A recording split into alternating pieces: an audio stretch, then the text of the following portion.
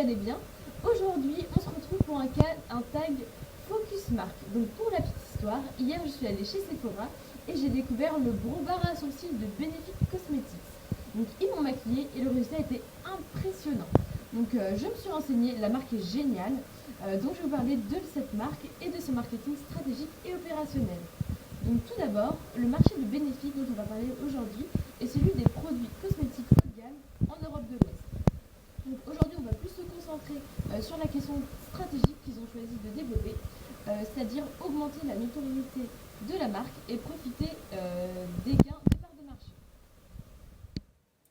Alors en fait, pour définir sa stratégie, Benefit a dû réaliser un SWOT et l'analyser. Donc je me suis renseignée et contrairement à ce qu'on pourrait penser, ils sont plutôt en train d'essayer de se faire une place dans le marché face à toutes les nombreuses marques qui existent.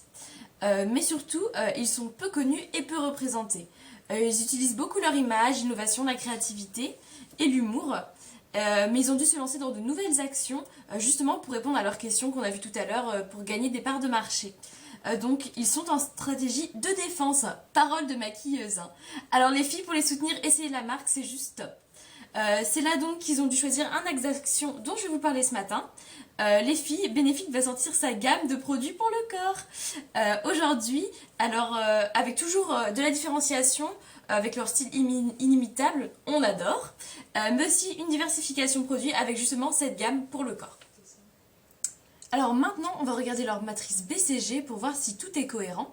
Donc, enfin, plutôt la matrice de LVMH parce que la marque Benefit fait partie du groupe LVMH. Donc, on peut voir que le maquillage, les parfums et les soins du corps sont des produits dilemme. Donc, par exemple, le gros bar à sourcils dont je vous parlais tout à l'heure, hein, comme ça. Donc, l'objectif ici est de transformer les produits soins du corps en produits stars. Donc, c'est pour ça qu'ils ont décidé de lancer une nouvelle gamme de crèmes pour augmenter leur vente dans cette catégorie. Donc, crème, voilà. Donc maintenant, en ce qui concerne la concurrence, il y a 3 concurrents principaux. Donc on a Nars Cosmetics, MAC Cosmetics et Urban Decay. Donc on les connaît tous, c'est la base.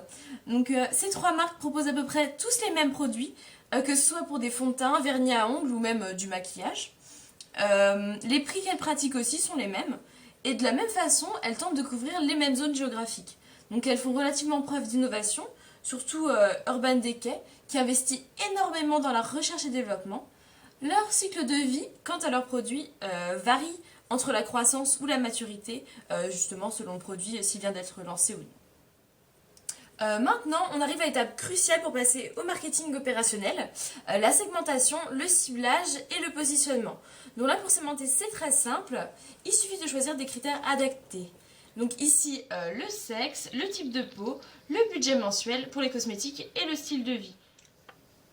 Donc tout cela, bien entendu, en faisant attention lors de la répartition des coefficients pour le ciblage. Donc ce qui nous permet de déterminer le cœur de cible, donc une femme axée sur l'humour, qui ont la peau sèche et qui dépense plus de 100 € par mois dans les cosmétiques.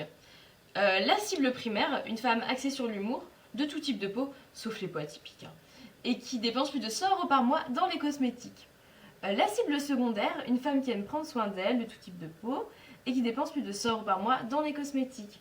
Et la cible potentielle, une femme qui aime prendre soin d'elle, de tout type de peau, toujours sauf atypique, et qui dépense moins de 60 € par mois dans les cosmétiques.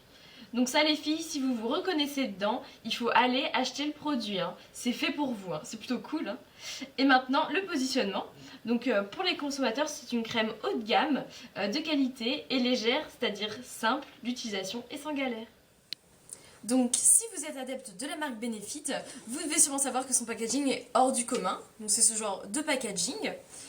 L'humour et le fun sont vraiment de la partie. Et oui, la marque veut se démarquer de ses concurrents. Donc elle mise essentiellement sur le numérique pour se faire connaître des consommateurs.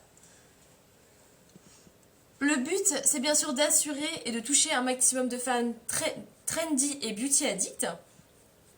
Nous pouvons approfondir un peu plus. Donc le noyau de produit, c'est le soin du corps. Son produit générique, c'est la crème. Le produit attendu, se sentir belle bien entendu, et qui correspond à tous les types de peau, que ce soit peau mixte, peau grasse ou encore peau d'orange. Le produit global, ce sont des vidéos postées sur YouTube et un design innovant et un packaging créatif et son produit potentiel, des épilations pour le corps partout en Europe de l'Ouest. Et oui, Benefit compte bien élargir sa gamme, des crèmes pour le corps mais aussi des crèmes pour les mains et cette fois-ci en édition illimitée. Ils garderont le même marketing vintage et audacieux, vous vous en rendez compte, c'est vraiment top. Et cela fait partie intégrante de son image de marque. Donc pour cette nouvelle gamme, il faudra contrer les rivales.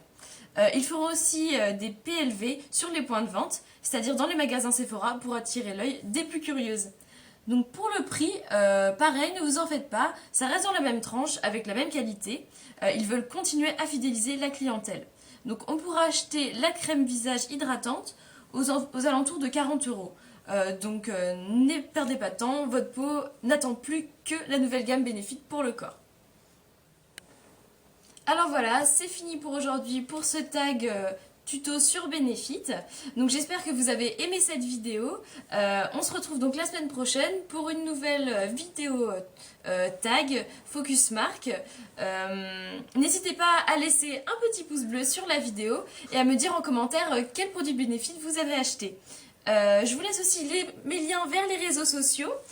N'hésitez pas à aller sur ma page Facebook Cos Marketing et à me suivre sur mon compte Twitter Cos Marketing.